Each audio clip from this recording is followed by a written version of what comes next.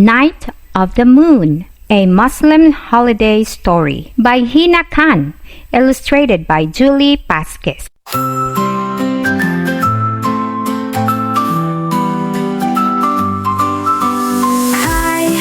I have a story to tell. It's from a time I remember so well.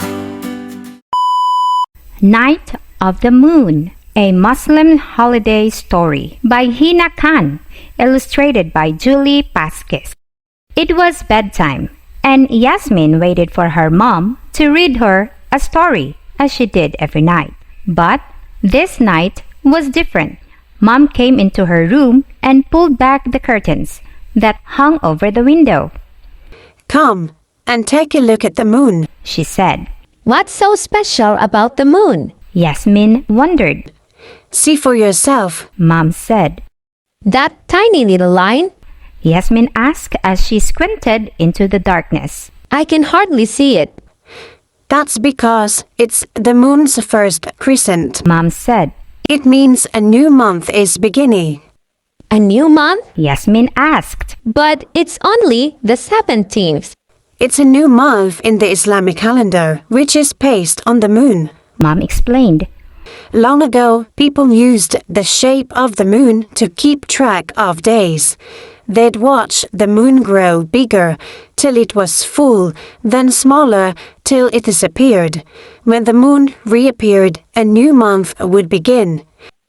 Like tonight? Yasmin said. Exactly. And do you know what month is starting tonight? Mom asked. The month of Ramadan. Yasmin answered. Yasmin had been looking forward to Ramadan. It was a time filled with delicious foods, new clothes, lots of parties, and her favorite thing ever, presents. At school next day, he was proud when her class had a discussion about Ramadan. Her teacher, Mr. Sanchez, told the class, During the month of Ramadan, many Muslim people fast each day.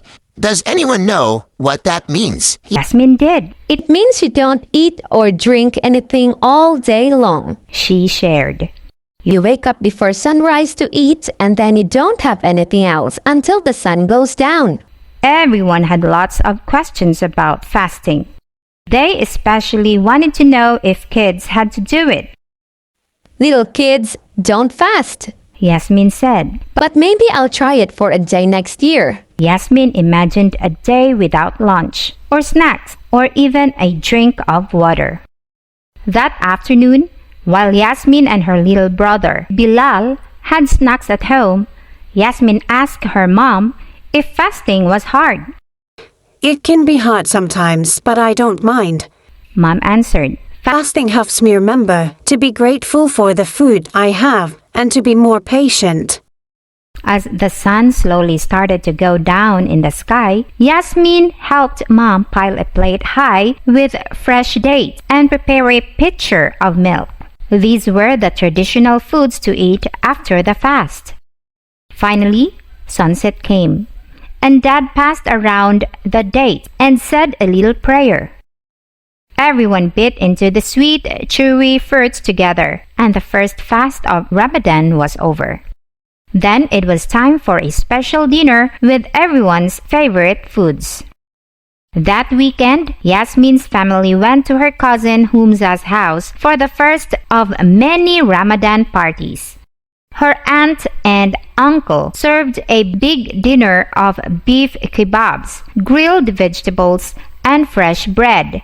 Then there were tons of desserts, everything from chocolate fudge cake to rice pudding.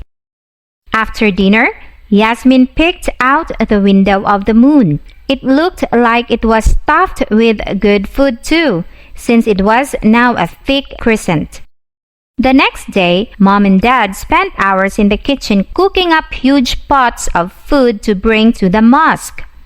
Yasmin and Bilal made cupcakes too. Ramadan is a time for sharing. Dad explained. Not everyone has as much to eat as we do.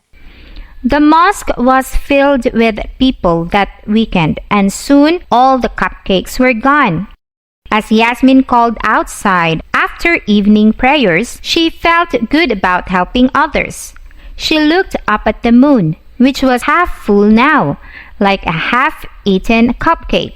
The days of Ramadan quickly flew by. Every night, Yasmin looked for the moon. One night, when Grandma was visiting, she and Yasmin went for a walk after dinner. Together, they saw that the moon was a brilliant circle. It's so pretty, said Yasmin, wishing she could see it closer. Subhanallah, said Grandma. That was what Grandma said whenever she saw something wonderful. It was her way of being thankful for beautiful things. The full moon meant that Ramadan was already half over. Yasmin couldn't believe it. The next weekend, it was time for Yasmin's family to have a Ramadan party. Lots of friends and family came over in the evening for a big backyard barbecue. Dad set up a trampoline in the yard, and Yasmin, Bilal, and Humza took turns leaping toward the stars, pretending they were on the moon. Meanwhile, a real half moon shone in the sky. Over the next week, Yasmin watched as the moon slowly changed to a crescent and then to a thin line. The month of Ramadan was coming to an end. Finally, one night, the sky was moonless.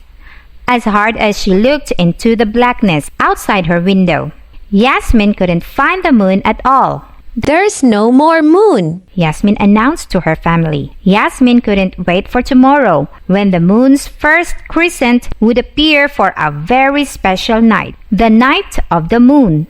The night of the moon meant that Ramadan was over, and the following day would be the holiday Eid. When the sun set the next morning, Yasmin's family went to the community center for a night of the moon celebration. Decorated with lights and shiny balloons, the place looked magical. There were lots of stalls where people sold clothes, jewelry, toys, snacks, and gifts from different countries. Yasmin brought some green metal bangles from India that jingled in her wrist. Bilal got a red hat with a big tassel that came from Turkey. And Mom picked up new clothes for the family to wear on Eid, including a pretty green dress for Yasmin. Later that night, Yasmin had her hands painted with henna paste in a beautiful pattern with moons and stars. The paste left a dark orange dye on her palms that would last for about a week and then fade away. Yasmin was excited to show her friends at school. When the family got home that night, Yasmin caught a glimpse of the moon's first crescent, so thin it was like a faint line of chalk in the sky. The next morning, Yasmin woke up to the sound of Bilal shouting, Eid Mubarak! This was the traditional greeting of Eid, a very happy day for Muslims all over the world. After a big breakfast together, Yasmin and her family dressed up in their new clothes and went to the mosque for Eid prayers. Everyone gathered on the lawn to wish each other a happy holiday and exchange the 3 hugs of Eid. Then, Yasmin's family visited friends and relatives for the rest of the day. Everywhere they went, Yasmin and Bilal received little gifts of money called Eidi. For Yasmin, though, the best part of the holiday, better than the henna, the new dress, and all the Eidi money she collected, was the surprise she got at bedtime. Mom and Dad called her into the family room and handed her a big box wrapped in shiny silver paper. It's an Eid present, Yasmin, Mom said, smiling. to help you watch for Ramadan to come again next year. Yasmin tore the paper off the box. It was a huge telescope. She stayed up late with Dad, putting it together and setting it up in her bedroom. Then she took a look at the sky from the window, and this is what she saw. Subhanallah. Yasmin whispered as she looked at the wonderful moon. She couldn't wait for the Ramadan next year. Let's go where time stands still. Let's go where dreams are real. Let's go where laughter's and tears make the world you call fairy tale.